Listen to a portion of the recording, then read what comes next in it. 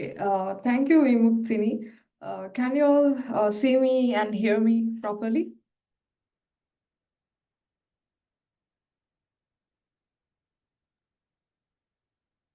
Am I audible? Yes. Yeah. Okay, thank you. So welcome everyone to the PhD panel discussion of this Upskill Forum Data Science and Grad School. I'm Chamodi, and I will be moderator for this session today.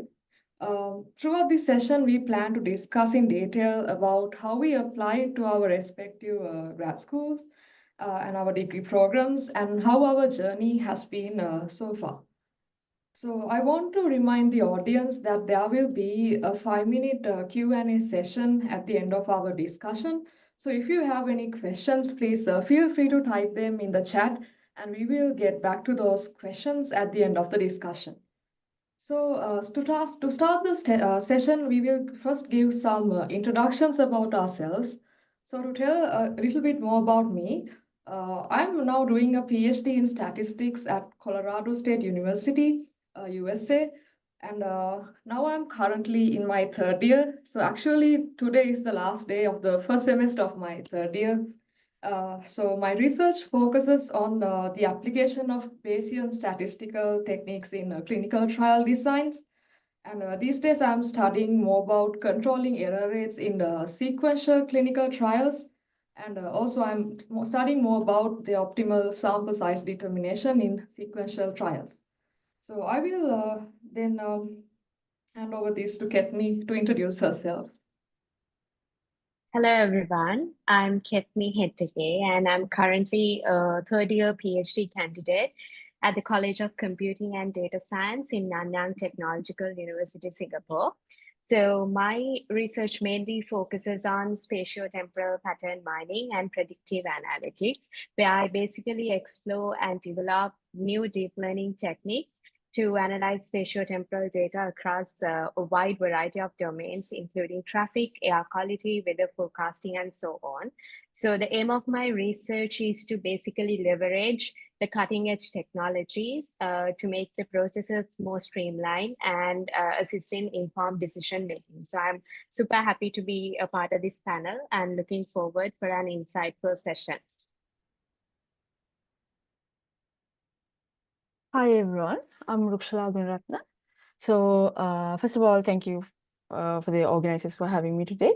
So to share a bit about myself, I completed my honors in degree in statistics at the University of Colombo. And right after uni, I joined Equity Knowledge Partners as an analyst in the specialized solution team. And April of this year, I started my PhD at the University of Melbourne. So within the Faculty of Medicine, Dentistry and Health Sciences with a focus on biostatistics. So my research primarily focuses on network meta-analysis methods. So which is simply put, it is like an advanced technique to combine data to compare multiple treatments in like a single framework. So yeah, I'm still in like 9 months in my PhD. So I'm quite new in my PhD. So yeah, that's about me. Hello, everyone. I'm Sandamali Wickramasinghe. I am currently studying at City University of London in United Kingdom. And I'm a PhD student and I'm studying a computer science PhD. And I'm starting my third year next month. And my area of research is related to explainable AI and verification of AI systems. And my work specifically focuses on making AI systems more transparent and understandable so we can verify how the systems make decisions. Hi, everyone. I'm Sekha, and I'm a third-year PhD student at Emory University, United States. First of all, thank you for joining with us to be part of this amazing panel here. A little bit about my research. So I'm currently involved in 2 projects. First is my dissertation work with my advisor. In there, what we are focusing on is developing a method that can handle non-ignorable or informative missingness in functional data. And I'm also involved in this RA group. I think I joined this RA group when I was in my second year, just to get some additional research exposure. It's not required by the program or anything like that. So in that group, what I did was I developed a non-parametric clustering method that can handle both functional and scalar or vector variables. It's like a clustering method for hybrid data, basically. Yeah. Okay, thank you everyone for that amazing introductions of yourselves, and I'm looking forward for a very insightful conversation here. So let's start with our first question. So my first question to everyone is, when did you decide that you wanted to do a PhD and why? So has it always been a part of your plans? So I will go first on this one. So I should say, when I first started my undergraduate studies, I did not have a clear idea about what my path would be. So I'm a first generation student, meaning that I'm the first in my family to attend university. So in that case, I did not have much of an exposure coming from the family or anything. So after coming to university, I got the chance to talk to a lot of people, meet a lot of lecturers, and yeah, I got to know about the opportunities and the research path that is available. And once I was working on the projects and stuff, I knew that research could be the path for me someday. So that's when I decided to do my PhD. So from the first year in my college onwards, I had an idea of doing a PhD. And yeah, so I would like to see if it was the same for Kethmi, or do you have a different story here? The first part of it would be the same. I'm also a first generation student. So I did not have any input from my family on this regard. I would say, but when I went to uni, I still did not have the idea of pursuing higher studies or doing a PhD. I just wanted to finish off my degree and go to the industry. But then I think my curiosity sparked during my final year project in my bachelor's. So during this project, I was introduced to a domain that I'm currently working on, spatiotemporal data by Professor Chandima from University of Colombo. Until then, I was completely unfamiliar with this topic because it's very new, and it was there were very few limited resources available. So I started researching about this domain, and it was challenging, but it was quite intriguing too. However, at the end of the bachelor's also, I still did not want to do a PhD. So I joined the industry as a data scientist, again in a satellite analytics company. So there also I had to use several spatiotemporal techniques to analyze the data. So then I thought, okay, I don't have enough knowledge about this, so I need to delve deeper and I need to learn more about this field because that field was very appealing to me. So I thought I would pursue higher studies on that specific domain to learn more, and then just take up doing the challenge of a PhD. So that's how I decided to drive myself for higher studies. Okay, so to add something to that, so I remember during my undergraduate research, I too worked on some spatiotemporal techniques, and that was actually inspired by Kethmi's research. And then once I was doing this project, I got the exposure to Bayesian statistics because the final model that I came up with was a Bayesian hierarchical model with space and time effects involved in it. So what I was doing was I was trying to forecast leptospirosis disease incidence in Sri Lanka. So that's like a combination of like spatiotemporal statistics and epidemiology. So I have been always inspired by biological applications, so that's what actually like sparked the interest in Bayesian statistics. So that's why I'm doing that, pursuing that research area more. So let me ask the same question from Sandamali. Yeah, Chamodi. So I also had a similar story as Kethmi because when I was doing my bachelor's, I never thought of doing a PhD at first. But right into our fourth year, I remember we were talking among ourselves, among friends, about going for higher studies. But still, we were not sure about that because we were interested in going to the industry right after and starting a career and getting some experience. So I did that, and I started working at Pygmy as a data scientist, and I was there for like 3 and 4 years, 3 to 4 years. And while I was working there, my role included doing a lot of research and development as a data scientist. So there, and also after my final year research project of my bachelor's degree, I was slightly interested in research, and also I knew I want to learn more. And at that point, I was thinking about going for higher studies, but not exactly a PhD, a research-based master or something. That was my initial thought.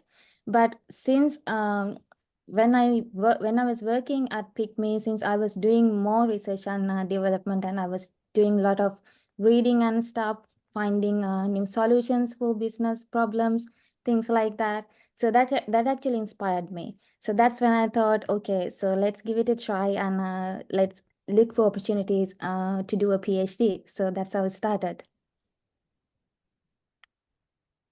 Okay, thank you, Sandamali, for sharing that with us. Then I will go to Rukshala. So for me, I think it's a bit different. I think I always wanted to go for higher studies even before I started university. So that's one of the reasons I chose to do physical science instead of engineering. So I felt it would provide like a better foundation for like higher studies. So I also have a lot of family members who work in research and academia. So that probably had some influence on me. So during my A levels, I didn't really care much for statistics. But however, after A levels, I studied SIMA. So that's where I first learned about big data. So I found it very fascinating, and that's what sparked my interest in statistics. So so because of that, I majored in statistics for my undergraduate. So like my interest in biostatistics specifically started during my undergraduate research.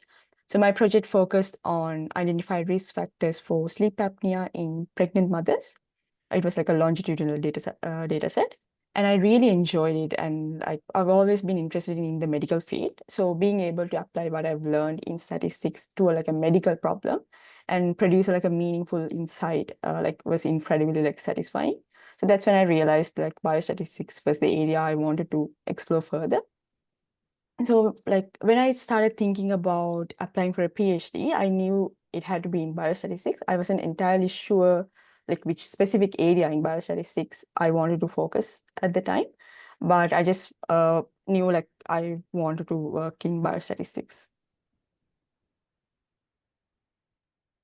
Okay, thank you. So that's a different story than Kethmi, me, and Sandamali. So let's hear what Sekha has to say. Yeah, I think mine is a little bit similar to Rukshala as well. I guess when I was in school, I always loved teaching, so I kind of had an idea that I wanted to become a professor of some sort. And then when I was in my undergraduate final year, when I was doing the final year research project, I worked, my project name was doing some functional data analysis on circadian rhythms of some data set. So when I was doing it, I was kind of fascinated how all of the usual multivariate techniques that we already know, how they can be extended just to handle these different data structures, like continuous functions over time. So I was kind of amazed how all the theories that we learn come together just to develop different methods for different data, like that. So I wanted to learn how to do things like that as well. And I knew that before doing any of that, I needed to get a lot of new information or new knowledge. That's why I applied for the PhD program. Thank you, Sekha, for sharing that. So to add something to this, so my bachelor's was in industrial statistics. So the reason for doing that was my initial plan was to join industry as well after completing my degree. So now I wish I could have like enrolled in the physical science program instead, so that I could have like obtained a little more solid understanding about mathematical concepts here, but yeah, so still I could make my way to a PhD using my industrial statistics bachelor's program. Okay, so now let's move on to the highlight question of this session about the how we applied for our grad school and the process, how the process is different by different countries. So we have Sandamali from UK, Rukshala from Australia, Kethmi from Singapore, and Sekha and I from the US. So we will outline our process and how we went through all of the steps. So Sekha, do you want to start on the process about applying to PhD program in the USA? Yeah, so basically, when we apply to US universities, we have to go through the university application process. So the first thing we need to do is narrow down a list of schools that we want to apply to. Basically, people apply to around 9 or 8 universities. That's what I did. It depends totally on you, what your budget is, etc. So basically, to narrow down the list of schools, it takes a little bit of time because there are a lot of schools in the United States, as you know. So what you first have to do is go to the US News website. I think the links are included in a document that I shared with Vimuktini. You can get access to it. So there are basically graduate schools for statistics ranked there from 1 to 100. When I applied, all the statistical and biostatistical programs were in this same ranking list, but now I think they have separated biostatistics programs separately. So you basically have 2 lists. So it makes your life a little bit harder, I would say. Then go through all of these universities one by one. What I did was I created a separate Excel sheet with the school name, the research areas that the department works on, potential advisors, whether they need GRE or TOEFL, the deadline for the application, and any other comments that you can think of. After you have this summary, then it's very easy to narrow down the 10 or 9 schools that you want to apply from this 100 or so in that list. The key thing to the US is you have to select a good range of schools. So you can't only select very high ranked schools because of popularity.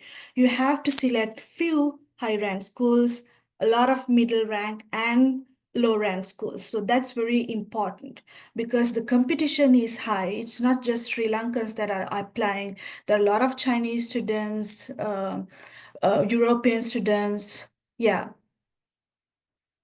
So make sure just make a process that works for you. The Excel sheet was really helpful for me. Yeah. Do you have anything So to add to that, Chamodi? Did I miss anything? Yeah, so I was thinking, so I missed the conversation at the middle a little bit. So did you mention Yeah. that we applied to a spectrum of ranks here? So Yeah. just to be safe. Okay. So yeah, I think that is pretty much about the application process. So it's like you make a list and you go through the research areas as well to narrow down the list, right? Yeah. So now let us walk through the general requirements to apply for a PhD in statistics or related field in the USA. So let me share my screen here, and Sekha, you can add things while I'm speaking here. Yeah.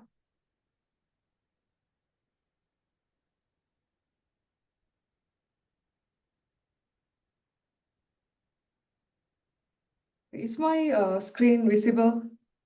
Yeah. Okay, so I think this is a better way to show it. So these are the common requirements I have listed. So first thing, you need a 4 years bachelor's degree or a master's to apply for a PhD in the USA. Uh, and then you should first start with filling in the application through the university admissions portal. And then you will have to upload things like your resume and a statement of purpose. So the resume is like an academic CV where you give your details and highlight more about the experience that you have, the research experience, maybe job experience and things like that. And then the statement of purpose is like an essay where you try to convince the graduate committee about why you need to do this PhD. So that the purpose for you after doing this PhD. And then you will need about 2 to 4 letters of recommendation. So this might vary based on the university. So some universities require only 2, some could ask for 3, and some could go for 4. So I think 4 is the largest number that I have seen while I was applying. I didn't see anything greater than 4 here. So these letters of recommendation typically come from your undergraduate research advisor and the lecturers that you have worked closely with in your university. So to me, 2 letters of recommendation came from the university, one from my advisor, Professor Chandima, and the other from Dr. Lakraj. And the other recommendation letter I got from my employer. So I worked for about 2 years after leaving the university before going to this PhD. So I had an amazing employer who also had a statistics PhD from Penn State University. So she also gave me a letter of recommendation here. And then at the 5th step, you will have to apply. You will have to give the GRE's general or maths course. So GRE is called this graduate record examination. So this exam consists, GRE general exam consists of 3 parts. It's verbal reasoning, quantitative reasoning, and analytical writing. So this GRE test has been waived by most universities now, including my university.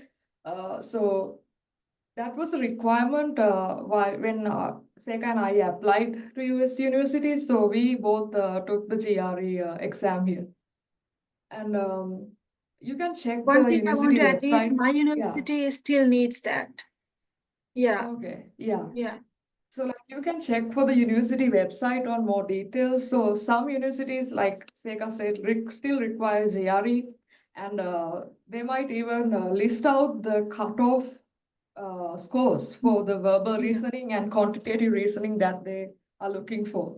So I think in a statistics or a related PhD program, they mainly look for this quantitative reasoning part and the analytical reasoning. So actually verbal reasoning is a little bit, I think it's the most difficult component in this exam for me. And that I haven't seen many cutoff marks displayed for verbal reasoning in the websites for like STEM and the statistics or related PhD programs. And then number 6, of course, there's English language proficiency exams. So there are 2 main options here. You can either do TOEFL or IELTS. So some universities may prefer TOEFL to award teaching assistantship. So that's where most of our funding come from. So TOEFL is using American English, and IELTS, I believe, is using British English. So that's why TOEFL is preferred in the US, like more universities. But still, they I think many universities still accept IELTS scores as well, right? Yeah. So the reason that I did TOEFL was when I was applying to higher studies, I only applied to US. So I just took TOEFL. So if you are applying to universities of different countries, then I think IELTS would be the better option. Do you have anything to add here, Sekha? Yeah, that summary that I told you guys about when you are to create the Excel sheet, yeah. So when you're creating, you're going to have to include whether they have a specific requirement. That means, or do they accept just TOEFL, or do they accept both? Some comments like that, if you include them in the Excel, then after you filter out the universities that you want to apply to, then you have an idea whether you want to do TOEFL or IELTS, right? So for example, my university only accepts TOEFL. So likewise, there are specific requirements depending on the university. That's why the main step of narrowing down your schools, doing separate research on each of these schools is very important. Yeah.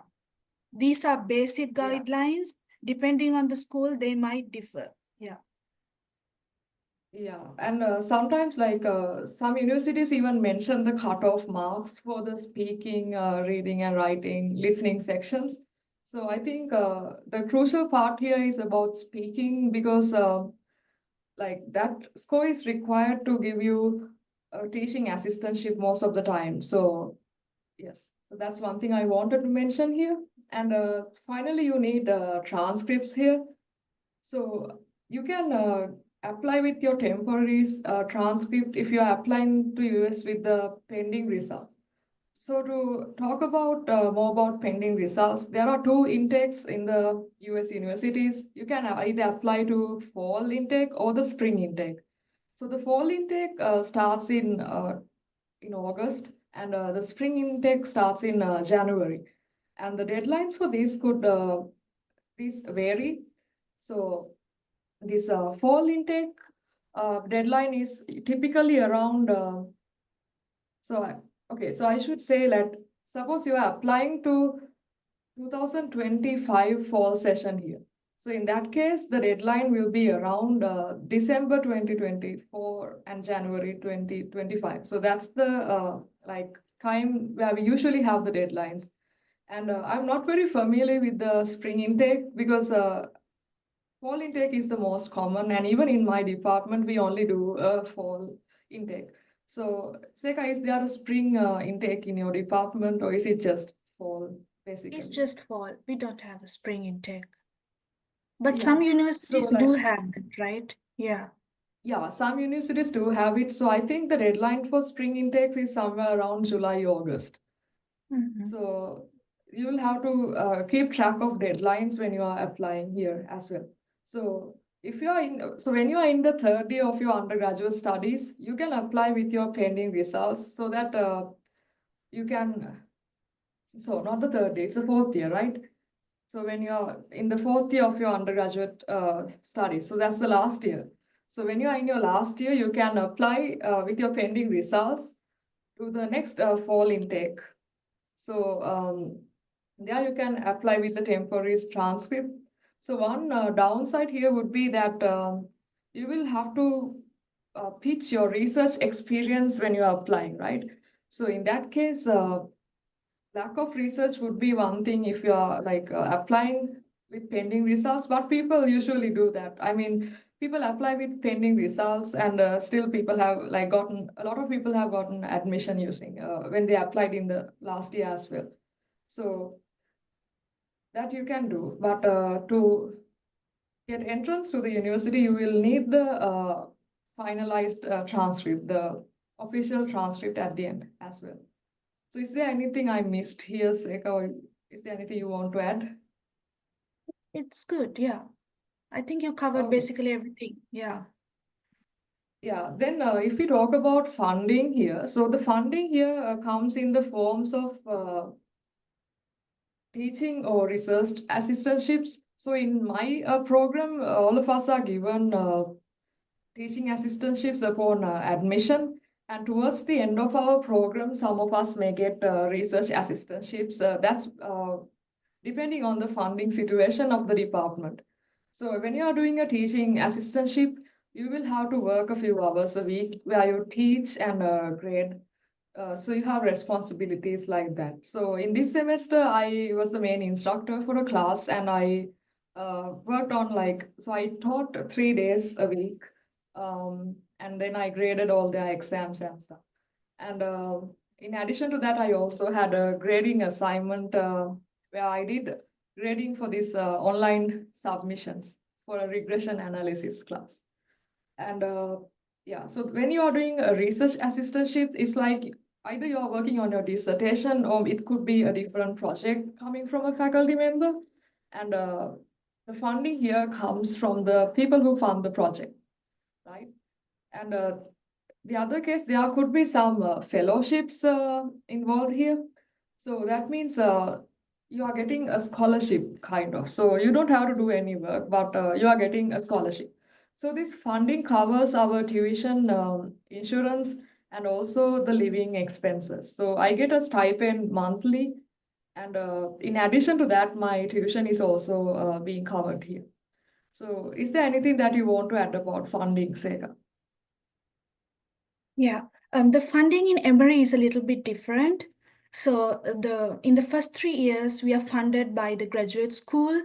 So we don't have to TA in the first year, but we do have to do a required kind of TA from second year onwards to third year, like 4 semesters of required TA. That's totally separate to the fellowship that we get. So this fellowship, it kind of gives us a stipend that we can totally live off on more comfortably in Atlanta without any issues. Apart from that kind of funding, I also get paid separately for the RA work that I've been doing since second year. And also we do get paid if we do additional TA, maybe in our fourth year or fifth year. Yeah. Okay, so one thing that I missed to mention earlier was when you search these things on Google, sometimes so like first thing we do is like we would just go to the university website, and sometimes like it will be a little challenging to find the department's website and the given information. So in that case, when you Google, you should always like search things like university name plus the department that you plan to join. So in that case, that will be easier for you if you do your search. Okay, so I think that is all we have to say about USA at this point. So I will okay. So I will circle back to Kethmi here. So can you please walk us through the procedure for Singapore? So in this case, so if the audience has any questions, please put this on chat and we'll get back to it.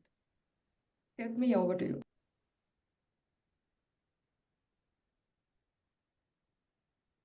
Okay, hope you all can see my screen. Yes.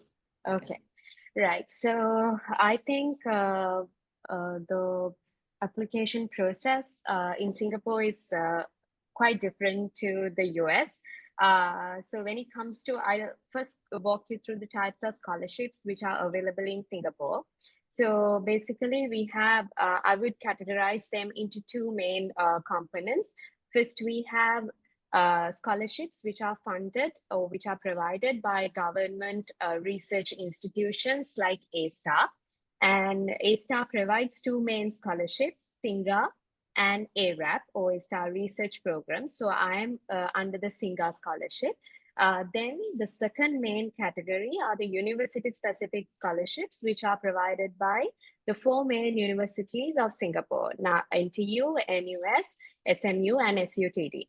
So apart from these two categories, then we have other scholarships which are published on the department, the websites of specific university departments, and also which are published by professors for their own designed research. So I think these are the two main categories. So I'll walk you through the generic scholarships which are provided by institutions such as A-STAR, because when it comes to university-specific scholarships, I think the application process is pretty much the same as the US. You'll have to have requirements like the GRE, the four-year bachelor's, and then you'll have to have the letters of recommendation. And also you often need to complete GRE or IELTS based on the specific program. So the funding is also similar to the US scholarships. But when it comes to scholarships like SINGA, which I am a part of, so these are very generic scholarship, I would say interdisciplinary scholarships.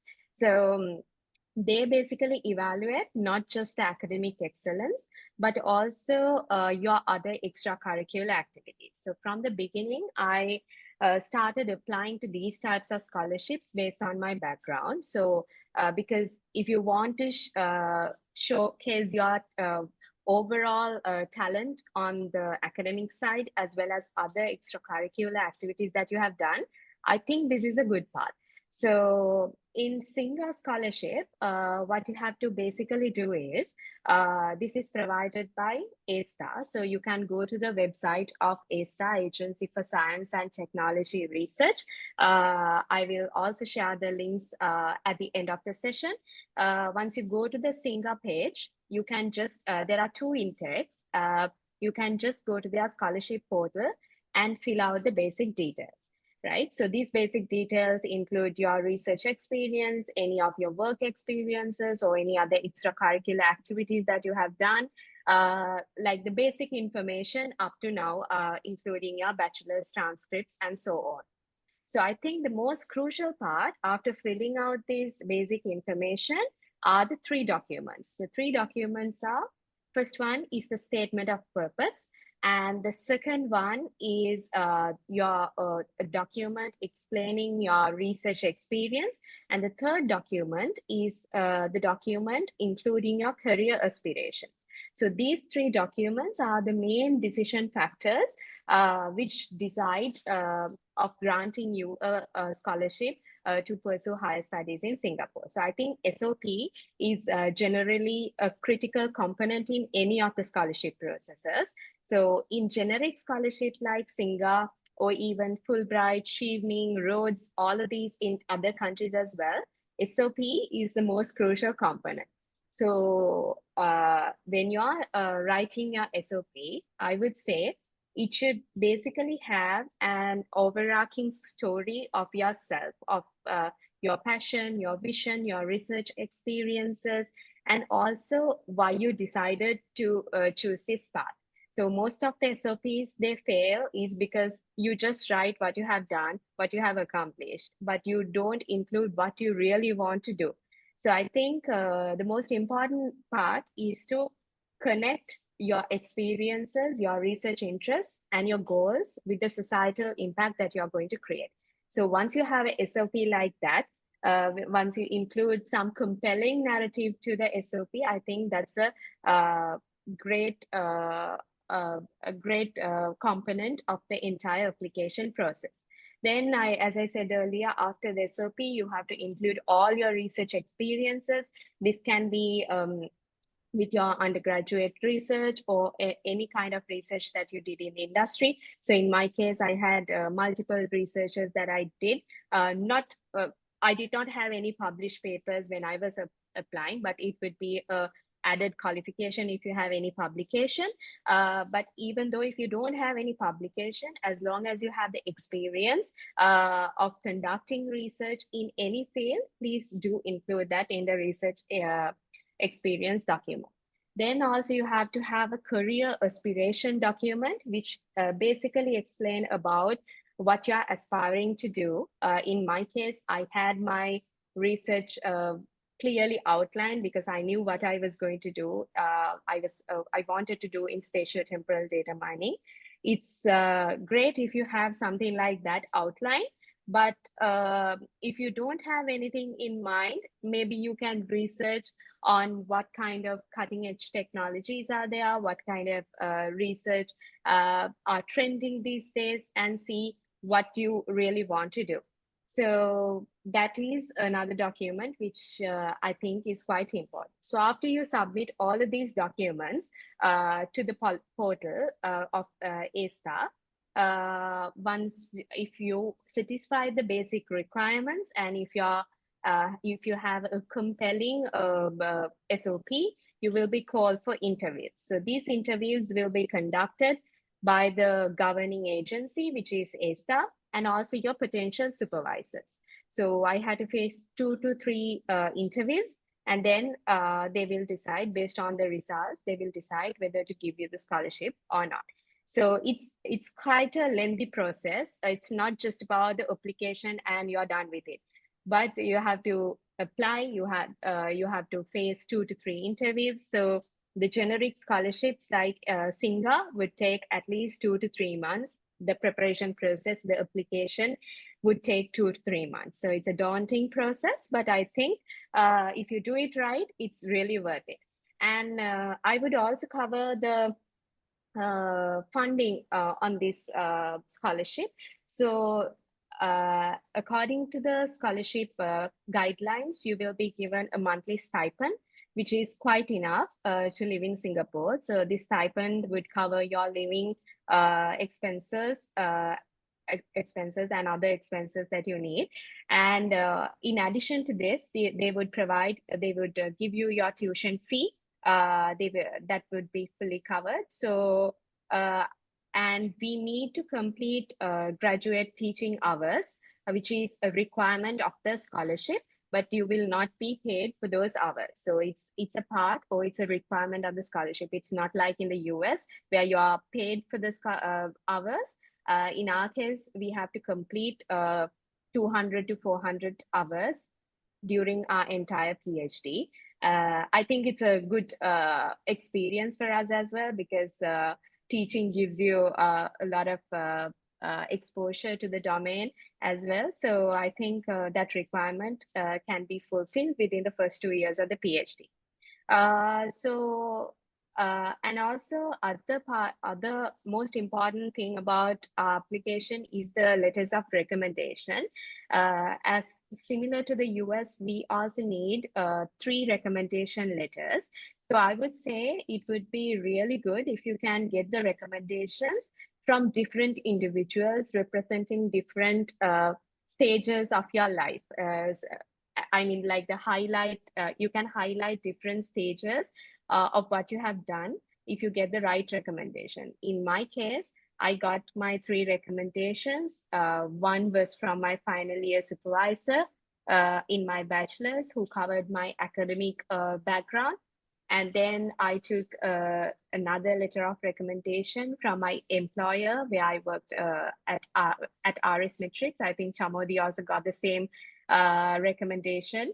And then thirdly, I got another recommendation which covers, again, from Dr. Lakraj from University of Colombo, which covered overall aspect, like the academic excellence, other work that I've done, the research experience, all of those in one. So it's really important to get diverse recommendation, because these are really valuable when they grant you the scholarship. So I think that's also a crucial component. So other than that, the rest is very much the same to the US, the requirements in terms of the requirements. So my advice to anyone who is trying to go through in a similar path, or who is going to apply for a scholarship in Singapore, is to make your statement of purpose really strong. Like, it should have a very compelling narrative of yourself. And also you should spend time on preparing for interviews, because that's also going to help you to truly make a difference. So because they look at a lot of communication skills as well, especially when you're going through a generic scholarship path. So if you have any other questions, you can post in the chat, and I'm happy to answer. So that's about the application process in my experience and in Singapore. Thank you very much, Kethmi, for sharing that information with us. So now let's listen what Sandamali has to say about applying to PhDs in the UK. Yeah, Chamodi. So I'll share my screen.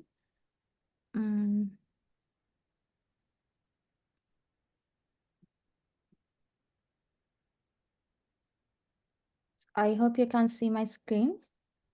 Yeah. Yes, we. Okay. So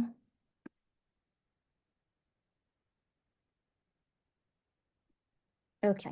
So I'll first talk you through the application process. So you can find PhD opportunities in UK from findphd.com. That's the most popular choice. And then there are career sites like jobs.ac.uk. I'll put the links in the chat. So that's where actually I found my PhD, in jobs.ac.uk. So usually all the universities in UK post their PhD advertisement in those 2 sites. So that's the easiest way to go. And those sites will redirect you again to the university website. That's where we make the application. You always apply through the university application portal. And there are no application fees for most universities, but there are few universities who expect an application fee around 50 to 100 pounds. And you need the documents as explained by Kethmi and Chamodi, the same set of documents. And you will need IELTS and or a well-written personal statement, a research proposal, academic transcripts, and academic CV. And also you need recommendation letters. I did the same as Kethmi. I got my recommendation letters from both the university and from my workplace. Two of my letters were given by lecturers in the university and one from my manager in my workplace. And after the application process, if you get shortlisted, there are two interviews. Usually that's the way. One interview is with your supervisors. It's a project specific interview. And there they try to access your understanding of the research area, your ideas and your technical skills. That's what they will access in the first interview. And then there's a general interview that's for the funding, because in UK, when you apply for a PhD position, funding comes attached to it. You don't have to apply for a scholarship separately most of the time. So they will do another interview to evaluate whether you are a suitable candidate and to access your competency to give the funding. And also in UK, the scholarship process is very competitive, I would say, because I'm not sure about other countries. In UK, there's a different fee process for UK students and international students. For UK and Europe students, the course fee is very low, but for international students, it's very high. So the most cost-effective way for them to fund a UK student or a Europe student, because of that, there are like less number of opportunities for international students. So the getting funding might be tough or competitive. And I will walk you through the types of funding we have in UK. The most famous one is UKRI funding, and it's an institute of research, and there are several number of research councils under UKRI. So I'm also a part of UKRI. For example, my research is funded by Engineering and Physical Science Research Council. Likewise, there are research councils for arts and humanities, social sciences, medical and cancer research, things like that. And these research councils fund PhD students. So this funding comes in three ways. First is DTPs. Those are doctoral training partnerships. What happens here is they fund for individual PhD students, and these funding, the projects associated with these funding are advertised in Find a PhD or jobs.ac.uk.com. So you can go there and find those opportunities. And also they give fundings for self-proposed PhD projects as well. So those are for DTPs. And the next is CDT. Those are Centers of Doctoral Training.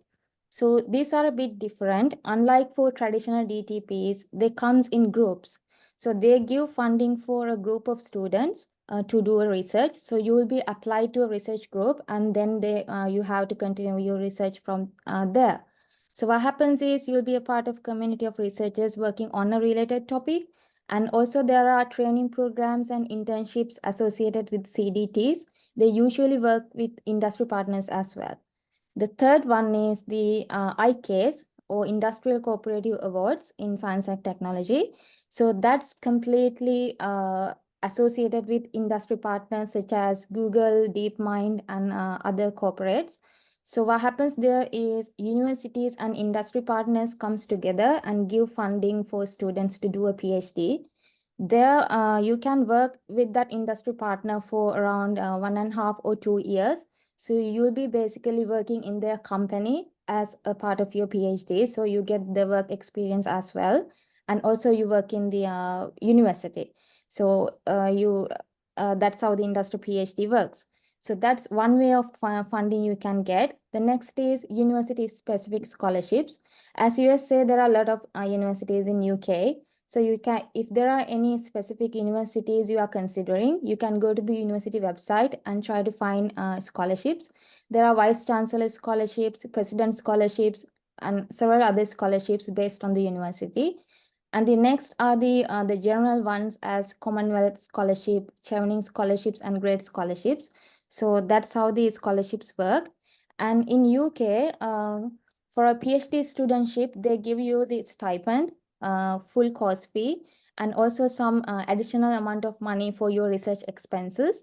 And to get this stipend, you don't have to do a TA or RA position. They just give the stipend for the PhD position itself. And also, if you are interested, you can work as a TA. There are a lot of opportunities in universities, and like all the PhD students can work as a TA.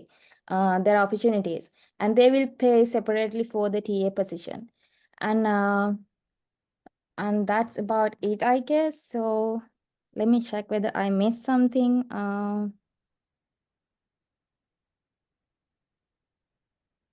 Yeah, so yeah, that's it. So and also one more thing, this UKRI funding, DTPs, CDTs, everything, all the PhD scholarships are advertised from the university through external websites. You can either find them in the university website, that's one way, but the most easiest way is to go to a findaphd.com or find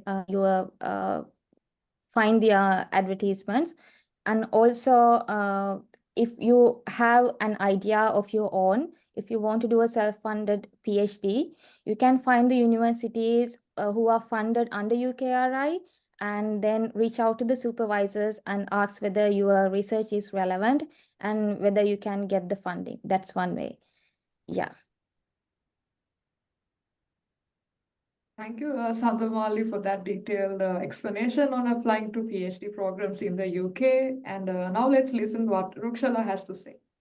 So, like in Australia, if you done like a 4-year degree in honors, like a honors degree, you can straight away apply for a PhD. You don't have to do masters. And a PhD is around 3 to maximum 4 years in Australia.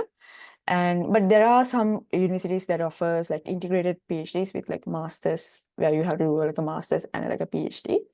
But most of the PhDs are just like you can just straight away apply for the PhD. So in Australia, the main cities where students typically pursue a PhD are Melbourne, Sydney, Brisbane, Perth, and Adelaide. For me, I chose Melbourne simply because I have family here. However, if you don't have a specific city in mind, you can take like a broader approach. So my suggestion would be to like first create like an Excel sheet with all the universities that you are interested in, and then like rank the universities that you want to apply to based on the location, like research facilities and program focus. For me, one of the main reasons I decided to start with the University of Melbourne was because they don't require like an English proficiency exam like IELTS or Pearson's. So if you can provide a letter from your university stating that your previous degree was conducted in English, that's enough. You don't have to do like a extra English proficiency exam, but that's just for like University of Melbourne. It differs for each university. So in Australia, there are a few common requirements for PhD applicants, like providing a English proficiency test. It's usually IELTS or like a Pearson's exam. And of course, the transcripts, academic referees, and sometimes securing a supervisor in advance. So I think that's the main difference compared to like other countries in Australia. So it's really important to research each university's specific requirements so you can plan your application process efficiency. So in Australia, it can be a bit confusing because it is very specific for each university. So please do your research beforehand. So I'll explain a couple of different scholarships that are available in Australia. So there are a few government scholarships available. So the main one is Australia Award Scholarship. It's offered by the Australian government, Department of Foreign Affairs and Trade. So these scholarships are aimed at supporting students from developing countries, like including Commonwealth countries. They cover tuition fees, living expenses, travel allowances, and more. And the other most famous one is research training programs, RTP scholarships, offered by the Australian government in collaborations with the universities. So RTP scholarships are highly competitive and provide tuition fees, living stipend, and like a research cost. So I don't have in-depth knowledge about these government scholarships, but I included links about both Australia awards and RTP scholarships for you to explore. So be sure to read their specific requirements and terms carefully before applying, as they often have specific conditions. So the most common way to apply for a PhD in Australia is through a supervisor. This is the approach I took. So the most hardest part is to like find a supervisor. So first, you can search for a potential supervisor through the university website. For example, if you visit the Find an Expert section of the University of Melbourne, you can see a directory of research fellows, and they filter them by your research area. So once you identify your supervisor, take a closer look at their profile and past research, then reach out to them via email. So like when you're drafting your email, keep your email short and professional. So briefly introduce yourself in the first paragraph. Mention your previous degree, your GPA, any academic achievements, and any work experience, if applicable. And explain why you're interested in this research and how your background align with their work. So reference specific papers or projects they have worked on to show that you have done your research, and you don't have to have like in-depth knowledge about the topic. You just have to show that you're interested in this research area. So, and at the end, request if they are currently accepting PhD students and whether they have an available research topics available, and express your interest in discussing a potential projects with them. And if they get back to you, they will have like a short interview with you first, and then you can process with the application process. So with this email, be sure to attach your academic CV and your academic transcripts. It's very important. So again, also there's another way. Some universities list specific PhD research projects on their websites, like specific research topics. In these cases, you don't need to contact a supervisor beforehand. Instead, you can apply directly to the projects. So I have a couple of friends applied in this way, according to this way. According to them, depending on the university, you might have to still contact the supervisor to get their consent to apply, and you might have to submit a brief research proposal, and you might have to provide like an expression of interest. So it again really depends on the university. So please read about research about each university before applying. So in Australia, I'll talk a bit about the funding. You get like a full stipend, and your tuition fee is waived off.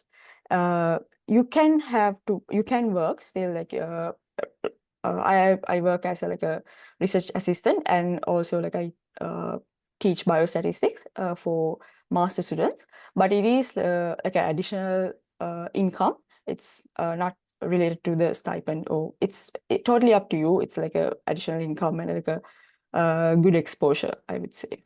So that's about it. In Australia.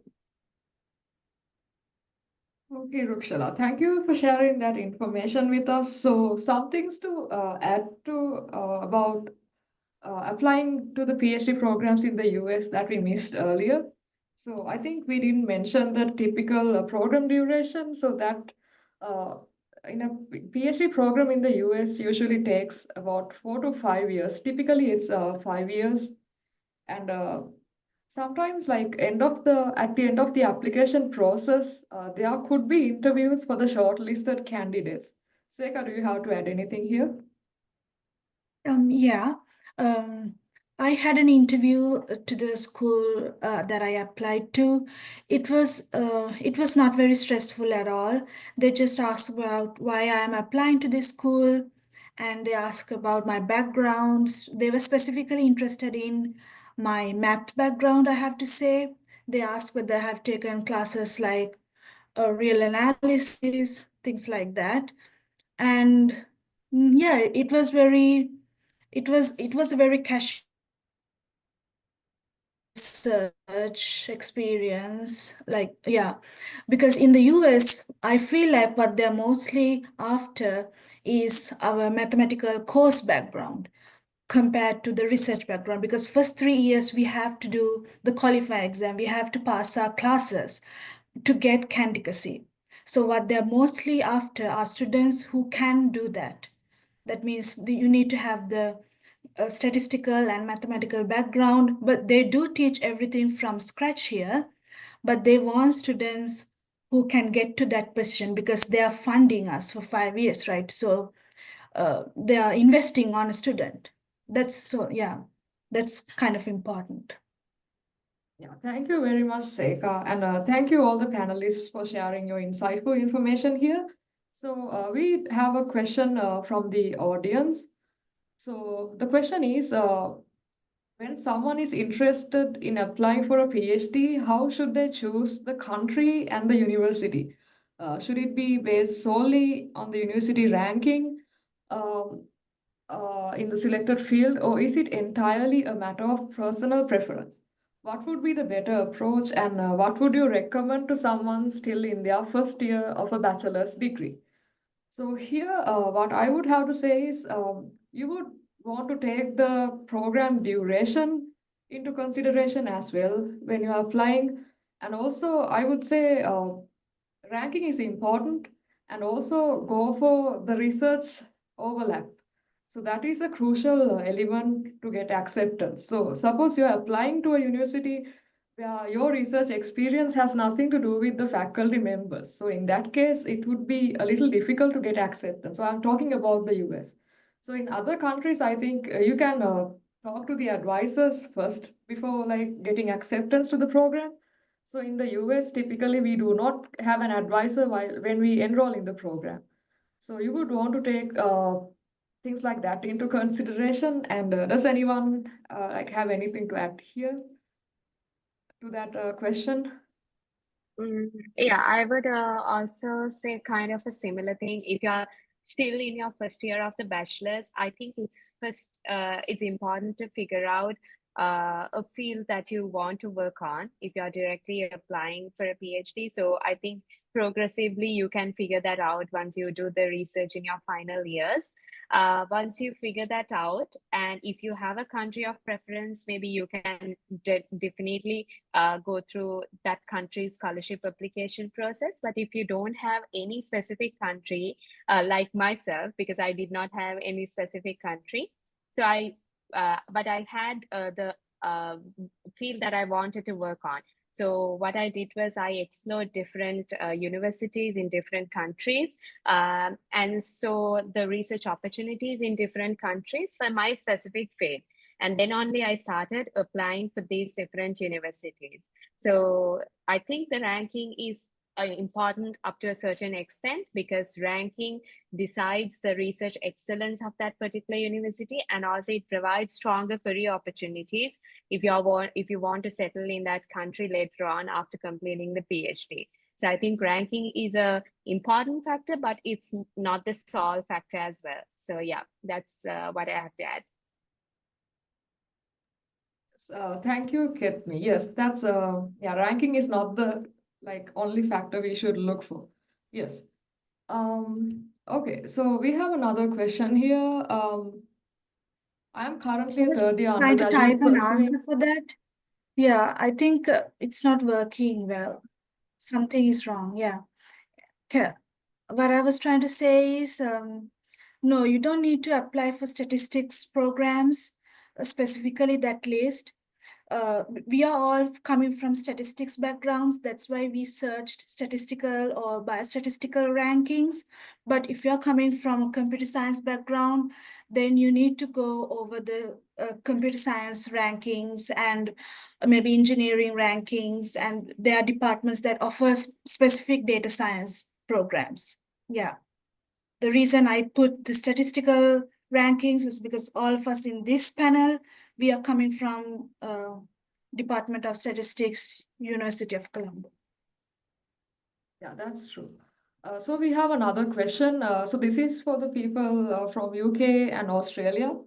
So I'm a third year undergraduate pursuing a data science degree at a private institution in Sri Lanka affiliated with a UK university. My degree program spans 3 years, and I'm expected to graduate in July next year. I am interested in applying to a PhD immediately after completing my bachelor's degree. is it possible to apply for a PhD in the UK or Australia? If so, what are the typical requirements and expectations for such applications? So with a 3-year degree, that's what the question asks. Yes, Chamodi. So if you have a 3 years degree, I think you need a master's as well to apply for a PhD. But if you have a 4 years honors degree and if you have a second upper or a first class, then you can directly apply for a PhD. So if it's a 3-year degree, I recommend doing a master's before applying for a PhD because that's the eligibility criteria. So in Australia, it used to be like you need to have like a 4-year degree, but now like recently a lot of universities have started these integrated PhD programs. You can search it for like I think Monash, University of Monash started offering these type of PhDs. So if you have only done like a 3-year degree, you can. So that's basically very similar to like US. So you have to do like a master's for 2 years and 3-year PhD. So I think if you have only done like a 3-year degree, you might want to look into those integrated PhD programs that are offered in Australia. It's not that common, but they have started doing that recently. And I want to add one thing as well.